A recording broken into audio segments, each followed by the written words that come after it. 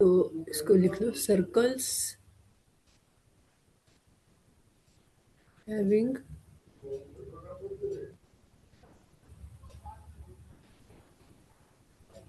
Same radii are called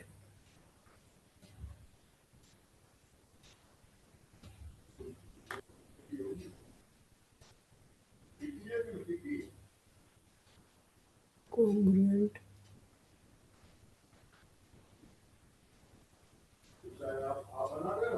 circles. ठीक है। अच्छा, जो हमने कल रिजल्ट पढ़े थे क्या थे वो रिकॉल करो। थ्योरम्स पढ़ी थी। हाँ, क्या क्या थ्योरम थी दोनों। थ्योरम नंबर 1 थी equal cord of circle hmm subtended equal angle at a centre. if chords are equal then they subtend equal angle। At a centre. ठीक है। तो अगर तो कन्वर्स क्या था उसका, कि अगर कॉर्ड्स इक्वल हैं तो वो इक्वल एंगल सबटेंड करती हैं, और कन्वर्स क्या था। अगर एंगल इक्वल है तो उससे कॉर्ड भी इक्वल होगा। हाँ रोहन, कल क्या रिजल्ट पढ़ा था हमने। एक सेकंड। अब पढ़ोगे। क्या? क्या रिजल्ट पढ़ा था कल हमने, क्या थ्योरम पढ़ी थी। अच्छा, एक थ्योरम वो सर्कल के क्वाड्स के बारे में पढ़ा था। सर्कल की कॉर्ड्स क्या, पूरी थ्योरम मतलब बताओ। इक्वल क्वाड्स जो सर्कल की होती है वो उसके इक्वल एंगल्स भी होते हैं, और वो सेंटर को मतलब उसके सेंटर तक, ठीक से बताओ। मतलब equal chords of a circle subtend equal angles at the centre. तो क्या मतलब हुआ, सबटेंड्स का मतलब क्या होता है। वो मतलब ट्राइंगल बनाना। एंगल बनाना। हाँ, एंगल। सबटेंड का मतलब बनाना, कोण सबटेंड का बनाना मतलब बनाती है। ठीक है, तो equal cord of of circle. A circle subtend हाँ, मतलब इक्वल एंगल्स सर्कल एट की द इक्वल सेंटर। कॉर्ड जो है वो इक्वल एंगल बनाती है एट द सेंटर। कहाँ पे बनाती है, सेंटर पर। सेंटर में। तो equal chords of a circle subtend equal angle बनाती हैं कॉर्ड। हम्म, ठीक है। ये हम्म, थ्योरम की थी ना हमने। हाँ हाँ। अब बताओ क्या क्या थ्योरम है। इक्वल क्वाड्स हम्म और क्या कहते हैं, सबटेंड मतलब कोण बनाती है हम्म इक्वल एंगल से, और सेंटर पे। तो पूरा सेंटेंस हिंदी में बोलो ना। कॉर्ड इक्वल एंगल बनाती है एट द सेंटर। अब बोलो, इक्वल अच्छा, कॉर्ड। इक्वल कॉर्ड इक्वल मतलब एंगल बनाती है सेंटर पे। हाँ, अगर कॉर्ड की लेंथ सेम है तो वो सेम एंगल बनाएगी। अगर दो कॉर्ड की लेंथ सेम है तो जो वो एंगल बनाएंगी वो भी इक्वल होगा। हम्म। अगर हाँ। एक कॉर्ड 3 सेंटीमीटर है और वो 50 डिग्री एंगल बना रही है, तो दूसरी कॉर्ड अगर 3 सेंटीमीटर है वो भी 50 डिग्री ही बनाएगी सेंटर पर। ठीक है। Hmm. The perpendicular from the centre, the perpendicular from the center of a circle। Theorem 2 है ना। ये थ्योरम तुम्हारी बुक की के हिसाब से देखो कौन सी है, 10.2 है ये। हाँ 2।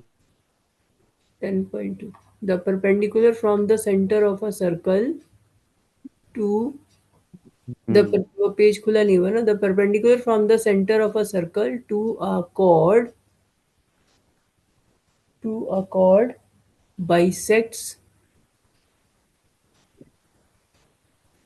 bisects the chord।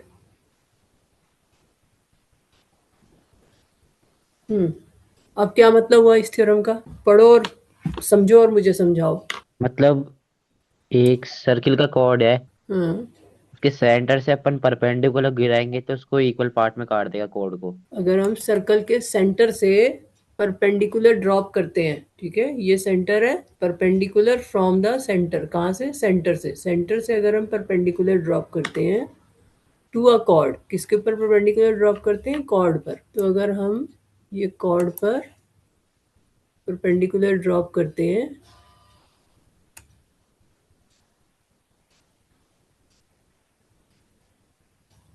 ये जो परपेंडिकुलर आएगा वो कॉर्ड को क्या करेगा, बाइसेक्ट करेगा। ठीक है। रोहन क्या मतलब हुआ? थ्योरम का क्या समझ में आया थ्योरम से? जो हाँ परपेंडिकुलर है जो परपेंडिकुलर है जो सेंटर से होते हुए जा रहा है सर्कल में, वो क्वाड क्वाड कॉर्ड को क्या करता है? बाइसेक्ट करेगा, हाँ, बाइसेक्ट मतलब काटेगा इक्वल पार्ट में दो। इक्वल पार्ट्स में। तो मान लो ए बी एक कॉर्ड है, ठीक है, और ओ एम जो है वो परपेंडिकुलर है, ठीक है। तो गिवन में क्या है? अ कॉर्ड, ठीक है, एंड और क्या गिवन है? ओ एम जो है वो परपेंडिकुलर है। ये देखो, अब मैंने परपेंडिकुलर पूरा नहीं लिखा रोहन, तो ये सिंबल बना दिया। तो ओ एम परपेंडिकुलर है ए बी पर। कल तुम पूछ रहे थे ना, हाँ हाँ। इसे हम शॉर्ट में इस तरह से लिख पाते हैं, ओ एम परपेंडिकुलर है ए बी पर। अब हमें क्या प्रूव करना है? To prove a chord AB in a circle with center O। क्या प्रूव करना है? कॉर्ड को मतलब ये परपेंडिकुलर इक्वल पार्ट में काट रहा है। हाँ, तो टू प्रूव में क्या लिखोगे? A M equal to M B. A M equal to M B, ठीक है ना। To prove A M equal to M B. अब कैसे प्रूव करें? ये हम्म ए अपन ए ओ और ओ बी से एक लाइन ड्रॉ कर सकते हैं। हम्म तो प्रूफ में सबसे पहले हमें कंस्ट्रक्शन करेंगे। हाँ तो मैम अलग से कंस्ट्रक्शन लिखवाती हैं या सीधा प्रूफ में लिखवा देते हैं? नहीं, कंस्ट्रक्शन भी लिखवाते हैं। यहाँ लिखते हैं कंस्ट्रक्शन ऐसे करके। हाँ हाँ। तो कंस्ट्रक्शन लिख लो। तुम्हारी बुक में नहीं लिखा रहता ये सब, मैंने कहा शायद अब बंद कर दिया लिखवाना। कंस्ट्रक्शन, तो कंस्ट्रक्शन में क्या है? Join O A and O B. B O B. तो इसको जॉइन जो करते हैं, तो तुम स्केल से करोगे ना, ऐसे करके डॉटेड लाइन से जॉइन कर दो। इसी तरह से ऐसे इधर डॉटेड लाइन से जॉइन कर दो ओ ए और ओ बी को, ठीक है। फिगर बना रहे हो ना साथ साथ? Yes ma'am. अब अपनी अपनी कॉपी में प्रूव करो कि ये दोनों ट्राइंगल्स कॉन्ग्रुएंट है। अगर ट्राइंगल्स कॉन्ग्रुएंट हो जाएंगी तो ए एम और एम बी इक्वल हो जाएगा, हम्म। ठीक है। तो दोनों अपनी कॉपी में प्रूव करो, फिर मुझे बताओ। मैम हो गया। रोहन तुम्हारा हो गया? हाँ बताओ, जल्दी बताओ। इक्वल दिख रहा है इसमें? हाँ ए एम इक्वल होगा एम बी के। वो तो प्रूव करना है। अच्छा मतलब ये प्रूफ, ये तो टू प्रूव है। तो कॉमन ले लेते हैं, कॉमन भी है। क्या कॉमन है? O M O M common, ठीक है। और और ओ ए हम्म इक्वल होगा ओ बी के। In triangle O A M and triangle O B M. O A equal to O B क्यों हो गए इक्वल? क्योंकि रेडियस सेम ही होता है ना sir. Radius, radius of the circle. और O M equal to O M या O M common. और कुछ इक्वल है? हाँ एम पर एम 90 डिग्री है, ये भी लिख सकते हैं क्योंकि हम्म एम भी तो नहीं नहीं। हाँ, 90 हाँ डिग्री लिख तो है। सकते हैं। परपेंडिकुलर डाला है ना हमने, तो दोनों साइड 90 डिग्री होगा ना, ये एंगल भी 90 डिग्री होगा। जब परपेंडिकुलर ड्रॉप करते हैं तो दोनों साइड 90 डिग्री होता है। तो एम एंगल कॉमन में जाएगा। O M A equal to but angle हाँ angle O M B equal to 90 degree, ठीक है। एम कॉमन नहीं होता, एंगल लिखते हैं, तो ये एंगल इसके इक्वल होगा। तो अब ट्राइंगल्स कॉन्ग्रुएंट हो गई। हाँ किस किस कंडीशन के हिसाब से? ये sir S S A S, S A S तो नहीं बन रहा। वो साइड है ना radius. Hmm O S M A S का तो मतलब होता है कि बीच का एंगल कॉमन हो। बीच का एंगल तो कॉमन नहीं है। एंगल तो ये एंगल जो इक्वल है वो तो ये वाला है। बीच का एंगल तो इक्वल नहीं है। हम्म अब तुम्हें देखो, कॉन्ग्रुएंस की कंडीशन मैम भी मैं तुमने बताऊँ। याद नहीं करी है। हाँ बताओ करो। Are H S. R H S. Rohan, are H S क्या होता है? राइट हैंड से मतलब। Right hand side. अच्छा कॉन्ग्रुएंसी कंडीशन की बात कर रही हूँ। कॉन्ग्रुएंसी कंडीशन के हिसाब से बताओ। राइट एंगल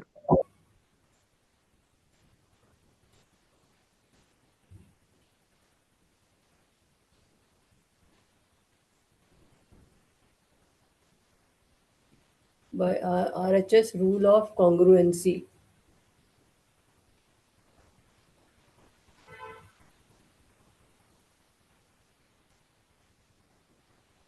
RHS नहीं पता? गौरव तुम बताओ। Right angle hypotenuse side. Right angle hypotenuse side. Hypotenuse पता है रोहन? हाँ हाँ हाँ।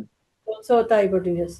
तो जो ओ बी ओ बी, जो 90 डिग्री की ऑपोजिट है। तो राइट एंगल बन रहा है, हाइपोटेन्यूज इक्वल है और एक साइड इक्वल है, ओ एम इक्वल है। तो राइट एंगल हाइपोटेन्यूज साइड, ठीक है।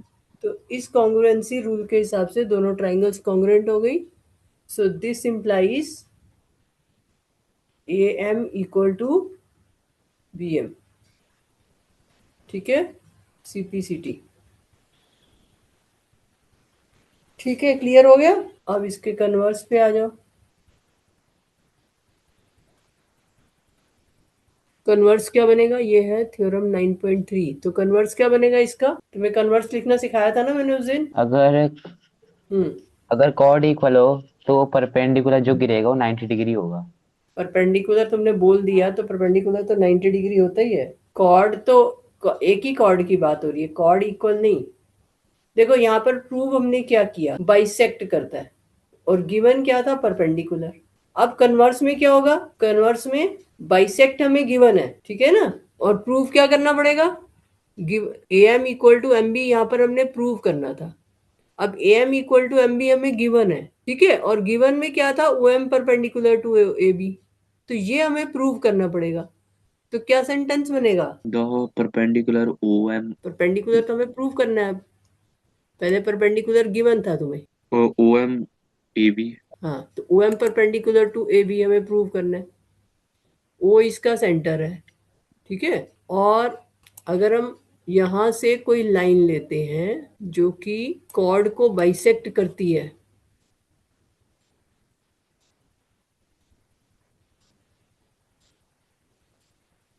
ठीक है, अगर लाइन लेते हैं ओ से हम, line from the centre to the chord, तो लाइन अगर हम लेते हैं सेंटर से कॉर्ड तक और वो बाइसेक्ट करती है, तो ये लाइन परपेंडिकुलर होगी कॉर्ड पर, ठीक है।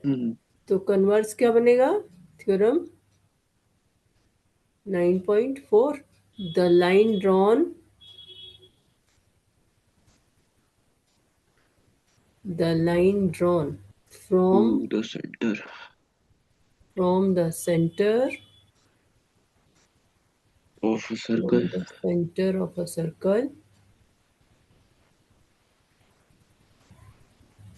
line drawn from the center of a circle to to bisect bisect a chord। कैसी लाइन है? कॉर्ड को बाइसेक्ट करती है। बाइसेक्ट करती है To in bisect a chord in perpendicular is perpendicular to the chord, is is perpendicular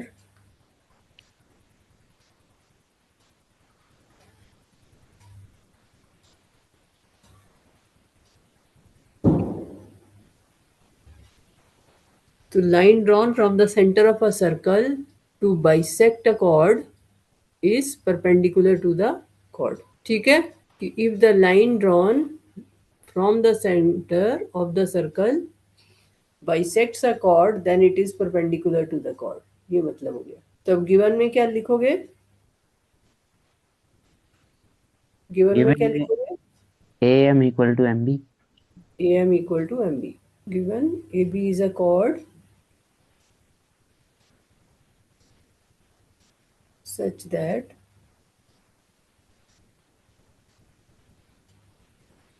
A M equal to M B. तो एक सर्कल है, O is centre of the circle, ये भी हमारे पास है, O is centre of the circle.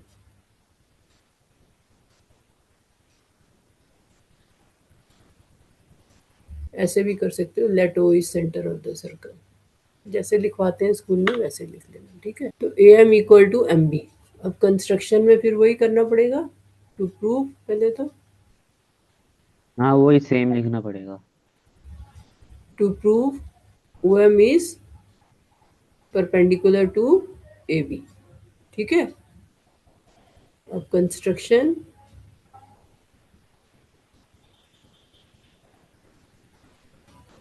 join OA and OB। तो अब इसको ज्वाइन कर लो।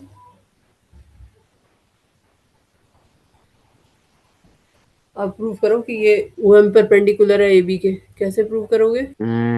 ओ एम कॉमन हो जाएगा हम्म और एम ओ एम हो गया और OM ए और O P same radius O और OB सेम रेडियस। ठीक है। और A M equal to M B अपन को दे ही रखा है। हम्म हो गया तो प्रूफ। दोनों ट्रायंगल्स कॉन्ग्रुएंट आ जाएंगी। हम्म। ड्रोन बन रही है कॉन्ग्रुएंट। हाँ हाँ हाँ हाँ। कौन सी कंडीशन से? ऊपर RH ऊपर था ना। RHS है। RH नहीं नहीं। राइट एंगल तो प्रूव करना है। OA equal to OB radius और OM इक्वल टू OM और AM equal to MB।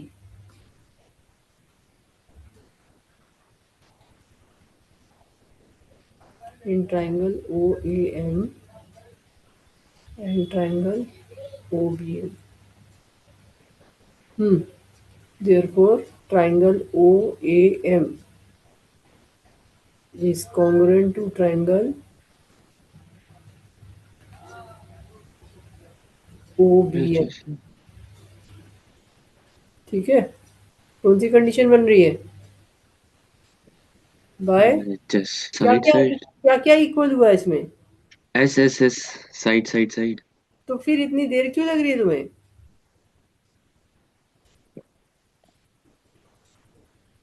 Bye SSS rule. अब कैसे आएगा एंगल 90 डिग्री? हमारे पास तो आ गया एंगल O। क्या आएगा इससे? SSS रूल से क्या आया हमारे पास? क्या पता चला हमें एंगल के बारे में? गौरव बोलो। मैम वो लीव हो। हाँ तुम बताओ। SSS से क्या आया एंगल के बारे में? अगर ट्रायंगल्स ट्रायंगल्स कॉन्ग्रुएंट होती हैं तो क्या होता है इसमें? अगर दो ट्रायंगल्स कॉन्ग्रुएंट होती हैं तो क्या कंडीशन आती है एंगल्स पर? रोहन, एक से कॉन्ग्रुएंसी से क्या पता चलता है हमें? कि दोनों ट्रायंगल इक्वल है। दोनों ट्रायंगल्स कॉन्ग्रुएंट हैं तो उससे क्या आया? इसका मतलब OM परपेंडिकुलर AB। वो तो हमें प्रूव करना है। वो तो प्रूफ करना है। इसको CPCT कर। CPCT से क्या आया? CPCT से क्या कंडीशन आई? कौन किसके इक्वल हुआ CPCT से? CPCT का मतलब क्या बताया था मैंने तुम्हें? Corresponding part of triangle. Corresponding parts of corresponding parts of congruency triangle. Congruent triangles. तो कॉरेस्पॉन्डिंग पार्ट्स कौन से होते हैं कॉन्ग्रुएंट ट्रायंगल्स के? कॉरेस्पॉन्डिंग पार्ट्स कौन कौन से होते हैं ट्रायंगल्स में? O और A OA। हाँ। और AM हम्म MO और OB। और क्या होते हैं? साइड्स होती हैं और एंगल्स। तो एंगल्स कॉरेस्पॉन्डिंग एंगल्स भी इक्वल होते हैं। ठीक है, तो यहाँ पर कौन सा एंगल किसके इक्वल होगा? कॉरेस्पॉन्डिंग पार्ट्स में 6 चीजें आती हैं ना, 3 साइड्स और 3 एंगल्स। तो कौन सा एंगल किसके इक्वल बन जाएगा? हमें किस एंगल की बात करनी है इसमें? OMA हाँ और इक्वल इक्वल हो जाएगा OMB से। हाँ, तो this implies angle O M A equal to angle OMB। ठीक है, पर हमें तो 90 डिग्री प्रूव करना है, वो कैसे करें?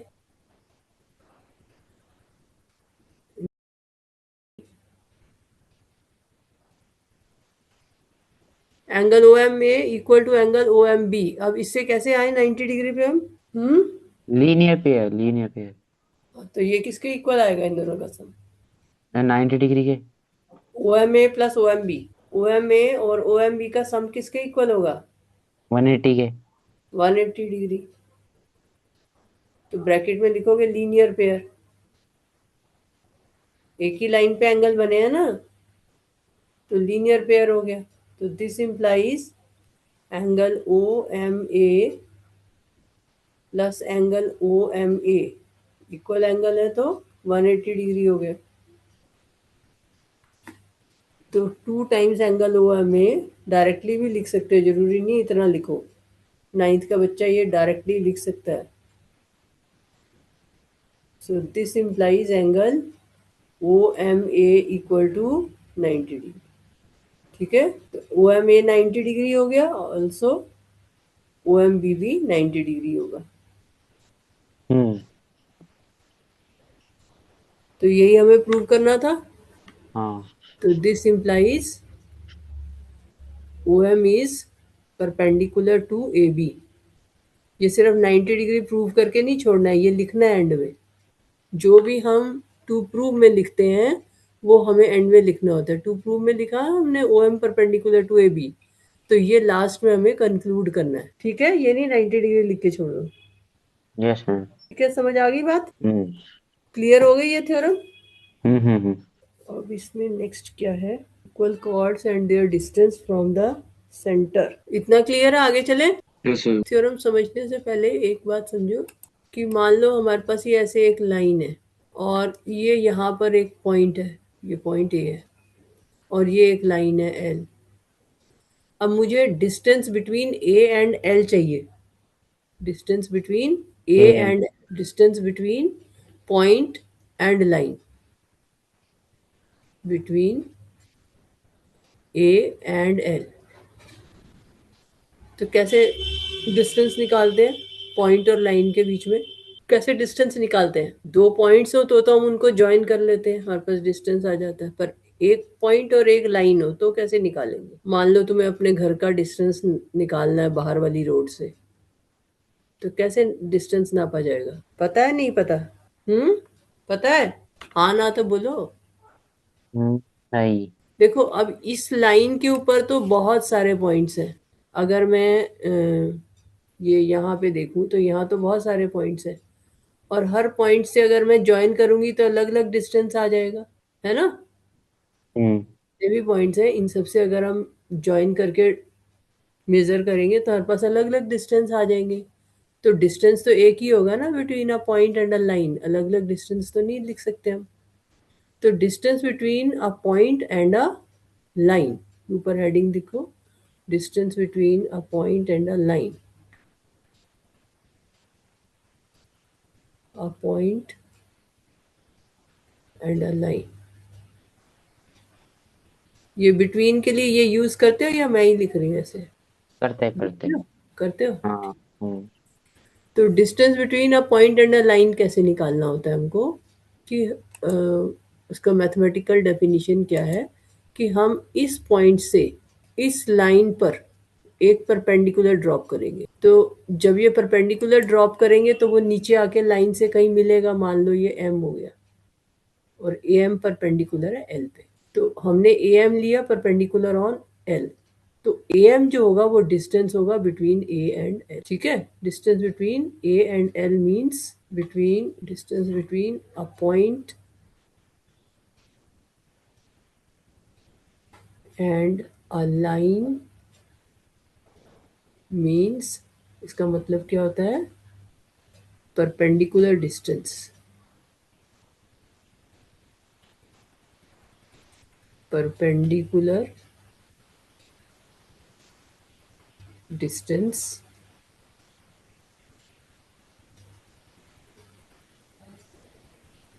distance of the point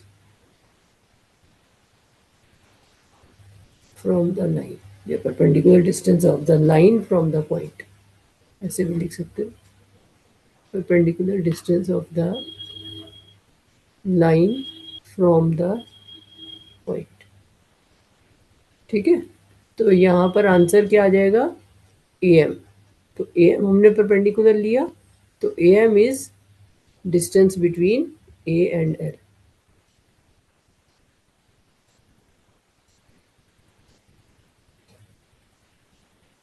A and L is distance between A and L is AM। ठीक है, जितना भी आएगा। और ये जो AM है ये शॉर्टेस्ट डिस्टेंस होगा, जो बाकी डिस्टेंस होंगे, जो बाकी अगर हम ज्वाइन करें इस तरह से, अगर हम यहाँ पर और इस तरह से और पॉइंट से मैं ज्वाइन करूँ तो ये सब इससे बड़े आएंगे, AM से बड़ा आएगा। तो ये शॉर्टेस्ट डिस्टेंस होता है, जो परपेंडिकुलर डिस्टेंस होता है वो शॉर्टेस्ट डिस्टेंस होता है between a point and a line, और उसी को हम डिस्टेंस बोलते हैं। जहाँ भी distance between point and line लिखा है उसका मतलब ही यही होता है, परपेंडिकुलर डिस्टेंस। तो AM is the shortest distance. ठीक है, समझ आ गई? बाकी जितने भी लोग हैं वो सब लेंथ जो है ज़्यादा आएगी AM से। मान लो मैं इसको AN कहूँ तो AN जो होगा वो AM से बड़ा होगा। और भी किसी भी पॉइंट से वो करोगे, ज्वाइन करोगे, तो वो लेंथ ज़्यादा आएगी देन AM की। ठीक है, क्लियर हो गया डिस्टेंस का क्या मतलब होता है? क्या मतलब होता है रोहन डिस्टेंस का between a point and a line? Distance means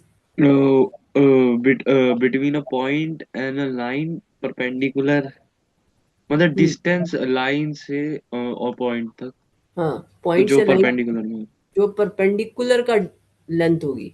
हाँ, जब हम डिस्टेंस। हाँ, पर जब हम डिस्टेंस की बात करते हैं उसका मतलब क्या होता है? Perpendicular distance. जब भी हम डिस्टेंस की बात करेंगे between a point and a line, उसका मतलब है परपेंडिकुलर डिस्टेंस। ठीक है, यस सर। तो ये तुमको याद रखना है।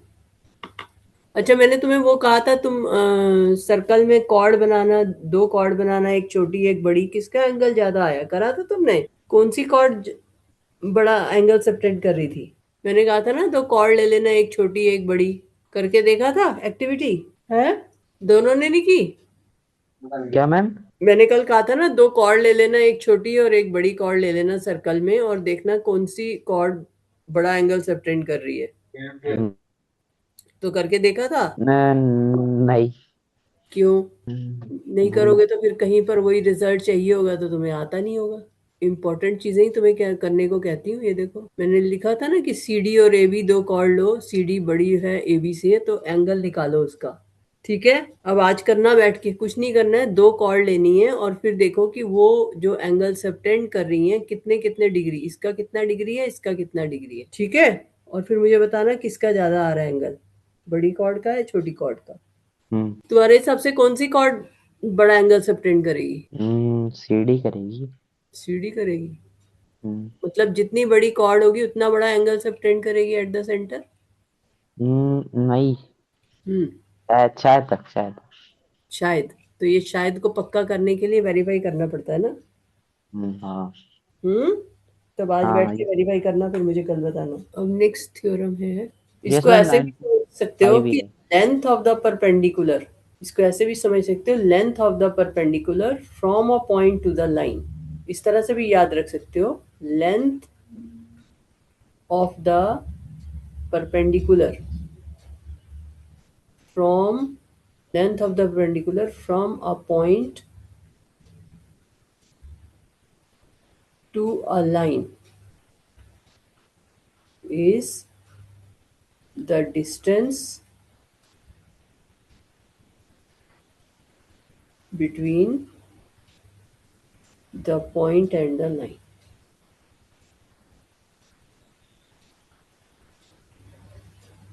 ठीक है, ऐसे शायद तुम्हें याद करने में आसानी होगी। Length of the perpendicular, perpendicular की जो लेंथ होगी from a point to a line is the distance between the point and the line. ठीक है, तो ऐसे करके इसको याद कर लो रिजल्ट को। Equal chords of a circle are equidistant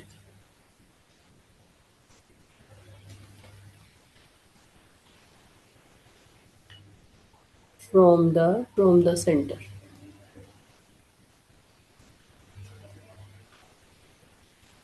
Equal chords of a circle are equidistant from the center. क्या मतलब हुआ? तो अब सर्कल बनाओ, एक सर्कल ले लो। हाँ, थ्योरम का मतलब समझ में आया कि नहीं आया? पहले तो ये बताओ। हाँ, थ्योरम समझ में आई, क्या मतलब हुआ? यस मैम, आया है। हाँ, क्या मतलब है बताओ। मतलब सर्कल का इक्वल कॉर्ड होगा वो हाँ, मतलब जो सेंटर में जो मतलब अपन जो लाइन ड्रॉ करेंगे ना, उसको डिस्टेंस बोलेंगे अपन, वो इक्वल हम्म, होगा। अगर कॉर्ड्स इक्वल हैं तो कॉर्ड्स का डिस्टेंस जो है सेंटर से, ये हाँ। सेंटर ले लिया, तो अगर ये ए बी और सी डी इक्वल है, मतलब A B equal to C D, तो इसका जो डिस्टेंस है वो भी इक्वल होगा। ए बी का जितना डिस्टेंस है ओ से, उतना ही सी डी का डिस्टेंस होगा ओ से। ठीक है, जितना ए बी का डिस्टेंस है ओ से, उतना ही सी डी का डिस्टेंस होगा ओ से।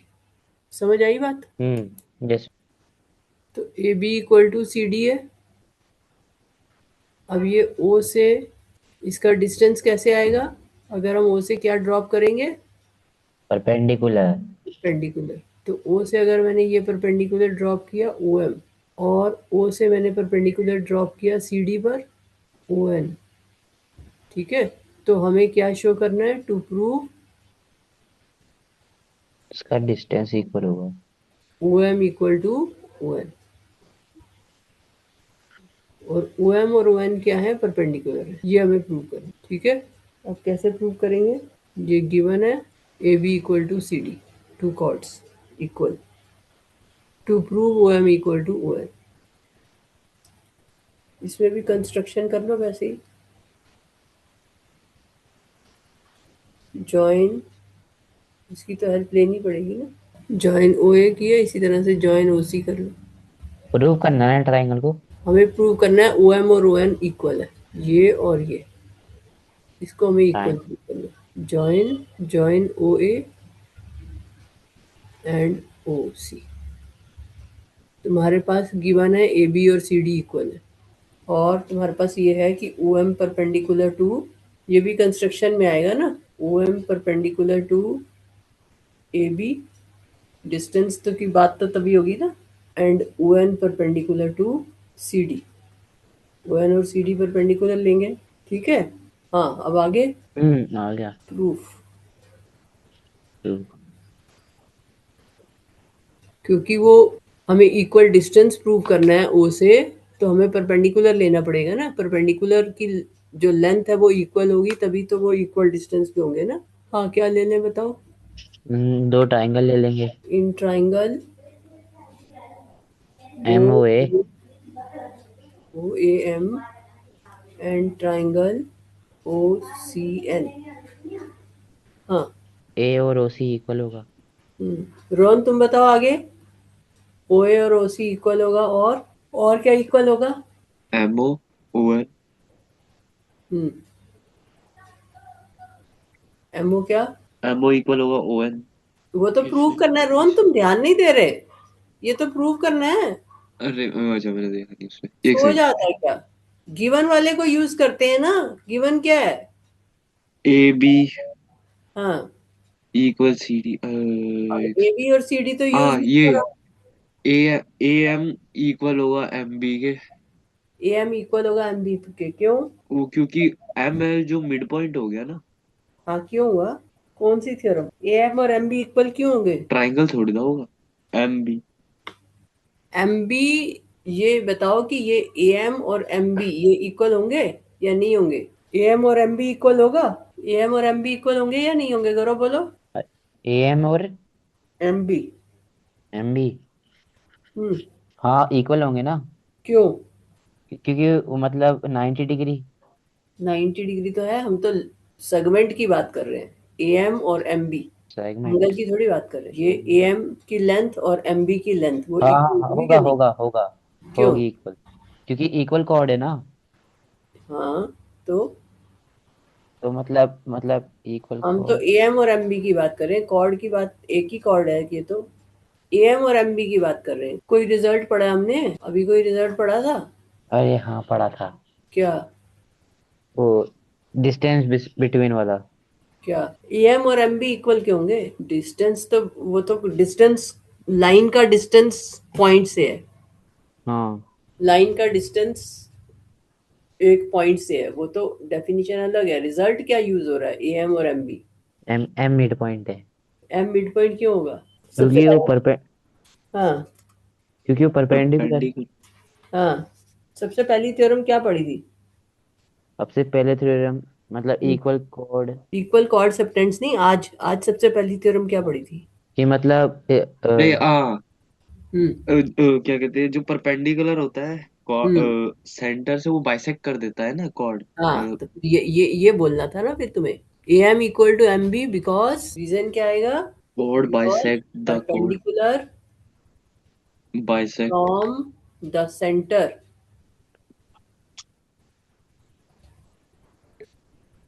to the chord bisects the chord।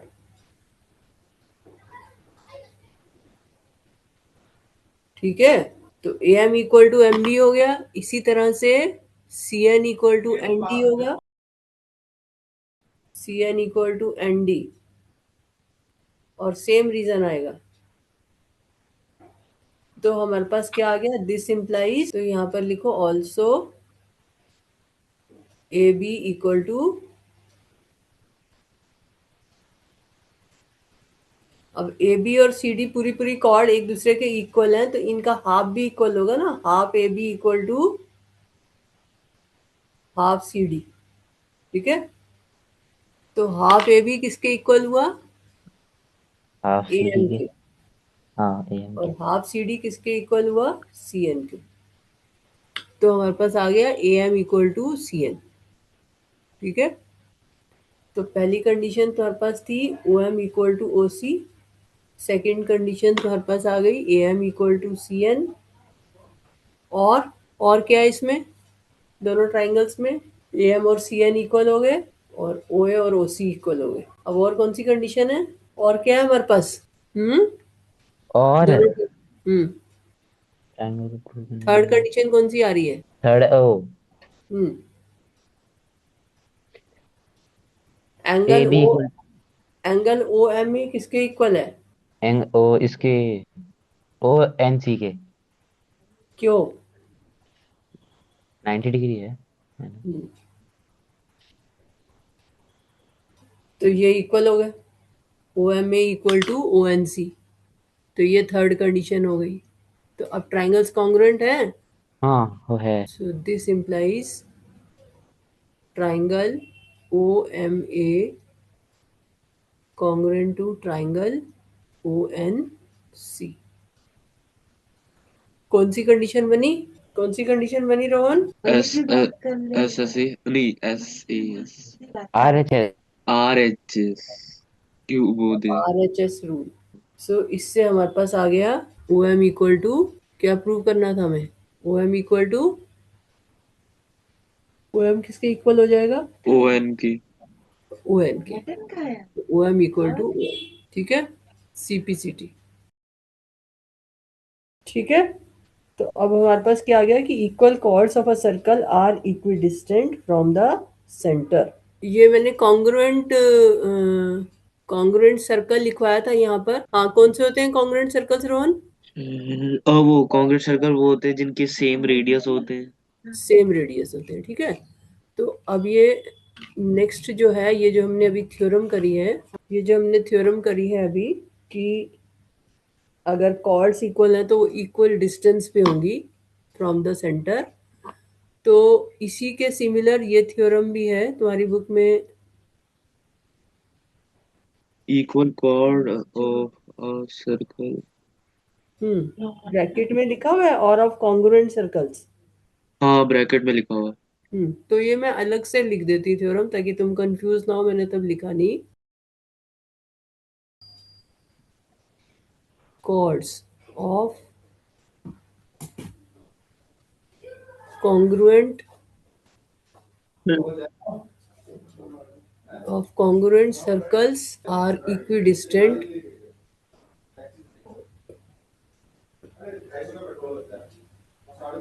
equidistant from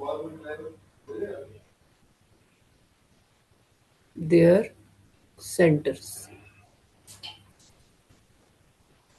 ठीक है, समझ आ गया क्या लिख रही हूँ मैं? थ्योरम समझ में आ गई? बोलो। ये थ्योरम थी कि अगर इक्वल कॉर्ड्स हैं तो वो इक्वल डिस्टेंस पे होंगी। अब हम कह रहे हैं सेम सर्कल के, यहाँ पर हम कह रहे हैं अगर कॉन्ग्रुएंट सर्कल्स हैं तो भी इक्वल कॉर्ड्स जो हैं वो इक्वी डिस्टेंट होंगी। थ्योरम समझ में आई नहीं आई, जल्दी से बोलो। जिसमें आ गया। तो इसका प्रूफ तुम अपने आप लिख सकते हो ना, अब जैसे हमने ऊपर वाले का लिखा था। हाँ हाँ। अब यहाँ पर क्या करना है, तुम्हें एक की जगह दो सर्कल ले लेने हैं। हम्म। ठीक है, दो सर्कल लेके, दो सर्कल लेने हैं जिनका की रेडियस सेम है। कॉन्ग्रुएंट सर्कल लिखा है ना मैंने, तो इसका भी रेडियस आर है और इसका भी रेडियस आर है। ठीक है, तो दो सर्कल ले लेने हैं सेम रेडियस के, और तुम्हें ये प्रूव करना है कि अगर यहाँ पर एक कॉर्ड है ए बी और ये एक कॉर्ड है सी डी जो कि इक्वल है। मैं तो रफ फिगर बना रही, तुम अपने आप ठीक से बनाना। तो A B equal to C D ये तुम्हें गिवन है। तुम्हें क्या शो करना है, मान लो ये सर्कल का सेंटर O1 है और ये O2 है। क्या शो करना है? कि इक्वल कॉर्ड कॉन्ग्रुएंट होगी। Equal chords of a circle are, क्या लिखा है कॉन्ग्रुएंट ऊपर? Equal chords of congruent circles are, equidistance from centre. हाँ, तो जो इक्वल कॉर्ड्स हैं वो इक्वी डिस्टेंट होंगी फ्रॉम देयर सेंटर्स। तो ये इसका सेंटर है, ये इसका सेंटर है। O1 O2 ले सकते हो, या कुछ और भी सिंबल यूज कर सकते हो, PQ भी यूज कर सकते हो। तो इनका जो डिस्टेंस है, इसका जो डिस्टेंस होगा और इसका जो डिस्टेंस है फ्रॉम द सेंटर, वो क्या होगा, इक्वल होगा। O1 O2 लूँ, कुछ और ले लूँ सेंटर के लिए? सही है mummy, A1 O2। O1 O2 से कंफ्यूज ना हो जाओ ना तुम, कहीं को पी क्यू ले लो, इसका पी ले लो, इसका क्यू ले लो। तो हमें यहाँ पर गिवन क्या है, टू कॉन्ग्रुएंट सर्कल्स। गिवन क्या है, टू कॉन्ग्रुएंट सर्कल्स।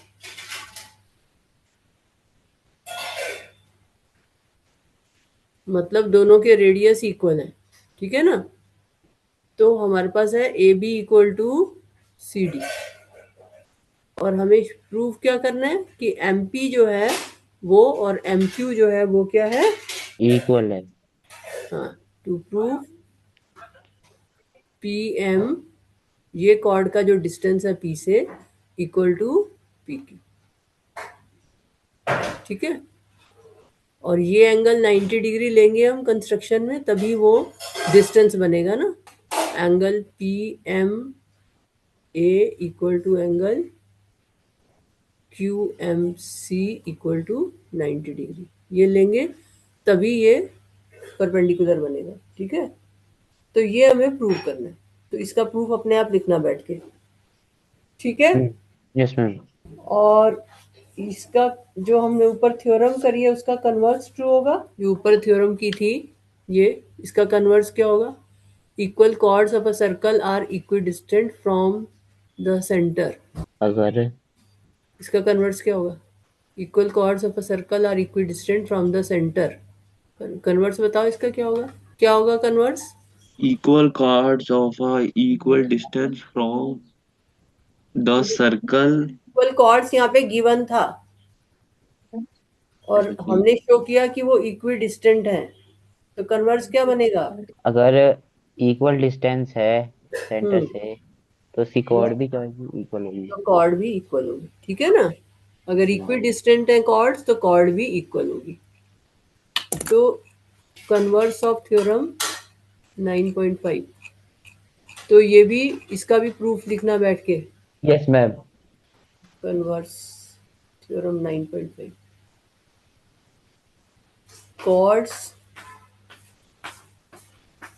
इक्विडिस्टेंट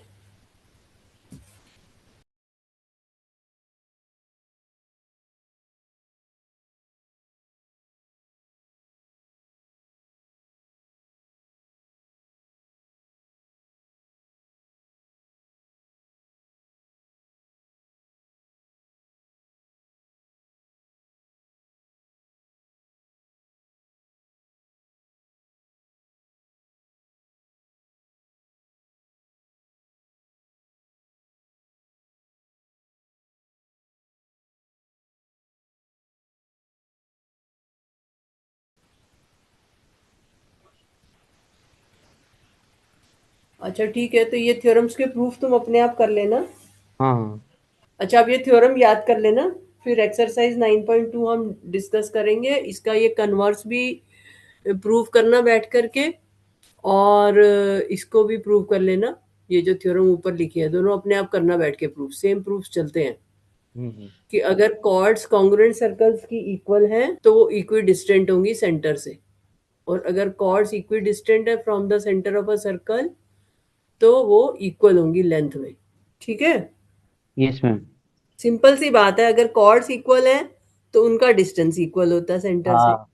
अगर डिस्टेंस इक्वल है तो कॉर्ड्स की लेंथ इक्वल होगी, बस इतना ही तो हम्म। याद करना है। ठीक है, तो ये जितनी यस भी मैम। थ्योरम करी है रोहन, ये थ्योरम्स को समझ के याद यस करना है। ठीक है, फिर हम इसके ऊपर बेस्ड क्वेश्चन करेंगे, और ये दोनों थ्योरम्स के लास्ट वाले जो है इनके प्रूफ्स अपने आप लिखना। ठीक है, yes ma'am. Sir. Yes ma'am. चलो ओके।